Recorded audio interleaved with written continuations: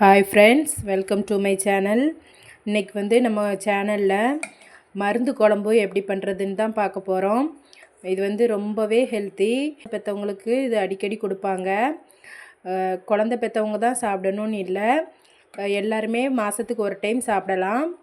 இந்த கஷ்டமான வேலை செய்கிற ஆம்பளைங்களுக்கெலாம் இது வாரத்துக்கு ஒரு தடவை வச்சு கொடுங்க. இந்த வெயிட் தூக்குறது, மூடை தூக்குறது, அந்த வேலை பார்க்குறவங்களாம் வாரத்துக்கு ஒரு தடவை இந்த குழம்பு வச்சு சாப்பிடலாம். இது எப்படி பண்ணுறதுன்னு பார்க்கலாம். வாங்க வீடியோக்குள்ளே போகலாம். ஃபஸ்ட்டு மருந்து பார்த்துக்கலாம். இதுதான் அந்த மருந்து.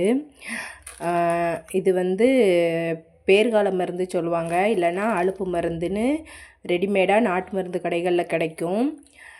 இதெல்லாம் எங்கள் அம்மா எப்படி வைப்பாங்கன்னா, இந்த பொருட்கள் எல்லாம் கடையில் வாங்கி அதை உரலில் போட்டு இடித்து அதுக்கப்புறமா அம்மியில் போட்டு அரைச்சி குழம்பு வச்சு தருவாங்க. இப்போ நம்மளும் அதே மாதிரி பண்ணலாம். அதில் வந்து பொருட்களோட அளவு வந்து கூட்டி குறைச்சி செஞ்சிட்டோன்னா காட்டமாக இருக்கும், சாப்பிட முடியாது.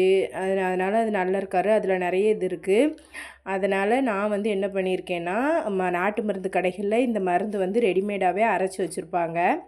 அதில் வந்து 100 கிராம் வாங்கிட்டு வந்தேன். பாதி காலி ஆகிடுச்சி. இப்போ கொஞ்சமாக தான் இருக்குது. சரி, அதை வச்சு எப்படி பண்ணுறேன்னு ஒரு வீடியோவாக போட்டுடலான்னு உங்களுக்காண்டி போட்டிருக்கேன், பாருங்கள். இந்த மருந்து வேணும்னாலும் சொல்லுங்கள். இதில் வந்து என்ன மருந்தெல்லாம் சேர்த்துருப்பாங்கன்னா, அக்கரா, சித்திரத்தை, நறுக்கு மொளம், சாலியல், சதக்குப்பை, சுக்கு அப்படின்னு நிறைய, இன்னும் ஓமம், இன்னும் எனக்கு தெரியாத பொருட்கள்லாம் நிறைய சேர்த்து தான் இதை அரைச்சி வச்சுருப்பாங்க. இது வந்து குழந்தை பெற்றவங்களுக்கு டெய்லியுமே கொடுப்பாங்க. மற்றவங்க வந்து மாதத்தில் ஒரு டைம் எடுத்துக்கிட்டாலே போதுமானதாக இருக்கும். ஏற்கனவே குழந்தை பெற்றவங்களும் இதை சாப்பிடலாம். அந்த பேக் பெயின்லாம் இருக்கிறவங்க மாதத்துக்கு ஒரு டைம் இது செஞ்சு சாப்பிடும்போது கொஞ்சம் ரிலீவாக இருக்கும். இது வந்து எப்படி பண்ணுறதுன்னு பார்க்கலாம் வாங்க. ஒரு ஆளுக்கு ஒரு ஸ்பூன். எங்கள் வீட்டில் நான் இப்போ 4 பேர் குழம்பு வைக்கிறேன். இந்த ஸ்பூனு சின்ன, நம்ம தேயிலெலாம் போடுற சின்ன ஸ்பூனு. இந்த ஸ்பூனுக்கு ஒரு 4 ஸ்பூன் மட்டும் எடுத்துக்கலாம்.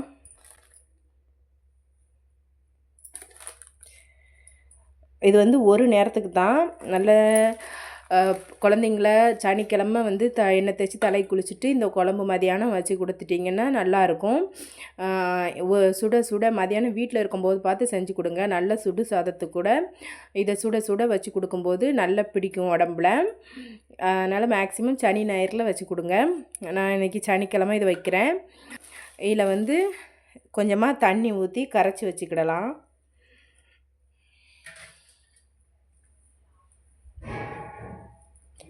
எல்லா நாட்டு மருந்து கடைகள்லையுமே கிடைக்கும், கேட்டு பாருங்கள்.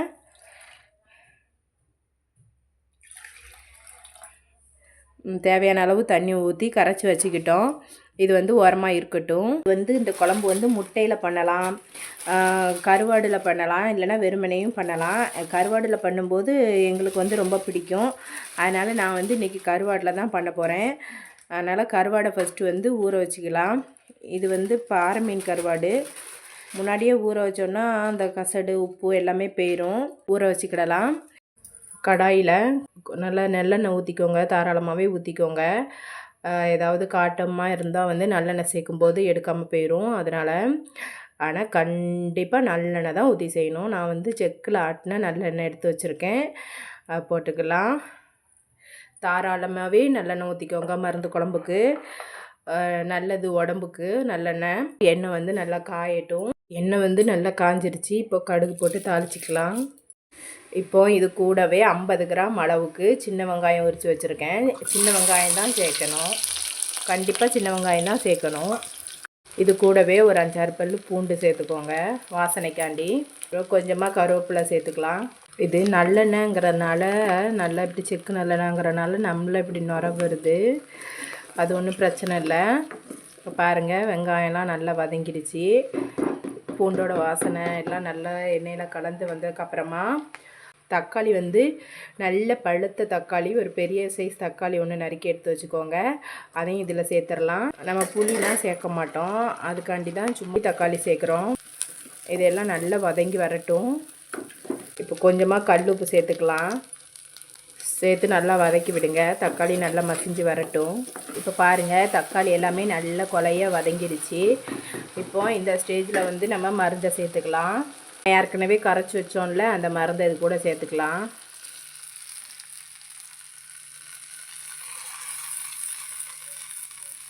வந்து நல்லா கொதிக்கட்டும். இது கொதிக்கும்போது நல்லா கட்டியாகும். நல்லா கொதிக்கட்டும். அதுக்குள்ளே நம்ம இதுக்கு தேவையான மசாலா வந்து அரைச்சி எடுத்துகிட்டு வந்துடலாம். இப்போ மசாலா ரெடி பண்ணிக்கலாம். அதுக்கு ஒரு ஜாரில் 2 துண்டு தேங்காய், 2 சில்லு போதும், அதிகமாக எடுக்க வேண்டாம். 2 சில்லு தேங்காய், 1 ஸ்பூன் சீரகம், 1/2 ஸ்பூன் கடுகு, 1/2 ஸ்பூன் அளவுக்கு மிளகு. இந்த கடுகும் மிளகும் காட்டம் கொடுக்கும், அதனால் கவனமாக சேர்த்துக்கோங்க. அப்புறம் ஒரு சின்ன பூண்டு எடுத்துருந்தேன். அந்த பூண்டில் ஒரு 5-6 பல் மட்டும் வதக்கும் போது சேர்த்துருக்கேன். மீதி இருக்கிறத அப்படியே தோலோடு சேர்த்து அரைச்சி எடுத்துக்கலாம். அவ்வளோதான். இது எல்லாத்தையும் நல்லா நைஸாக அரைச்சி எடுத்துகிட்டு வந்துடலாம். அரைச்சிட்டு வந்தாச்சு. எல்லாம் சேர்த்து இந்த அளவுக்கு நல்லா நைஸாக அரைச்சி எடுத்துக்கோங்க. பாருங்கள், நம்ம மருந்து சேர்க்கும் போது எவ்வளோ தண்ணியாக இருந்தது, இப்போ எவ்வளோ கட்டியாகி வந்திருக்குன்னு பாருங்கள். இப்போது இந்த டைமில் வந்து நம்ம அரைச்சி வச்சுருக்க தேங்காய் பேஸ்ட் எல்லாம் சேர்த்துக்கலாம். தண்ணி அதிகமாக சேர்க்க வேண்டாம், கட்டியாக இருந்தால் தான் நல்லாயிருக்கும். ஒருவேளை உங்களுக்கு தண்ணி தேவைன்னா தண்ணி சேர்த்துக்கோங்க.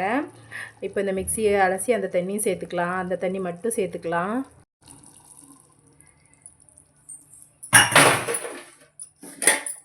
அவ்வளோதான். இப்போ எல்லாத்தையுமே சேர்த்தாச்சு. கட்டியாக இருக்குது பாருங்கள். இப்போது இது கூடவே நம்ம கருவாடை சேர்த்துக்கலாம். அலசி வச்சுருக்கிற கருவாடை சேர்த்துக்கலாம்.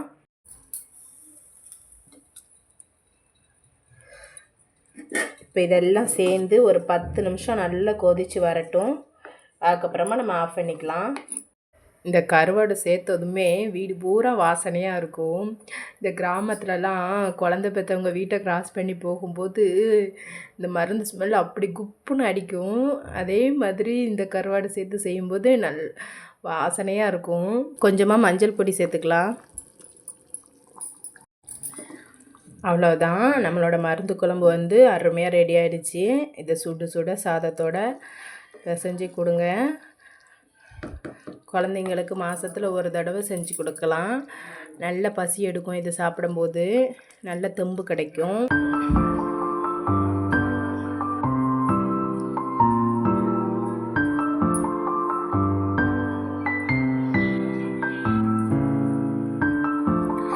அவ்வளோதான் ஃப்ரெண்ட்ஸ், நம்மளோட மருந்து குழம்பு ரொம்ப அருமையாக ரெடி ஆகிடுச்சு. நீங்களும் இதே மாதிரி இதே அளவுகளோட உங்கள் வீட்டில் செஞ்சு பாருங்கள். செஞ்சு பார்த்துட்டு எப்படி வந்ததுன்னு கமெண்டில் சொல்லுங்கள். என்னோடய வீடியோ உங்களுக்கு பிடிச்சிருக்கும்னு நம்புகிறேன். என்னோடய வீடியோ பிடிச்சிருந்ததுன்னா என்னோடய சேனலை சப்ஸ்கிரைப் பண்ணி சப்போர்ட் பண்ணுங்கள் ஃப்ரெண்ட்ஸ். கூடவே பக்கத்தில் இருக்கிற பெல் பட்டனையும் கிளிக் பண்ணிக்கோங்க. அப்புறம் என்னோடய வீடியோ பிடிச்சிருந்தா லைக் பண்ணுங்கள், கமெண்ட் பண்ணுங்கள், உங்களோட ஃப்ரெண்ட்ஸ் அண்ட் ஃபேமிலிக்கு ஷேர் பண்ணுங்கள். Bye.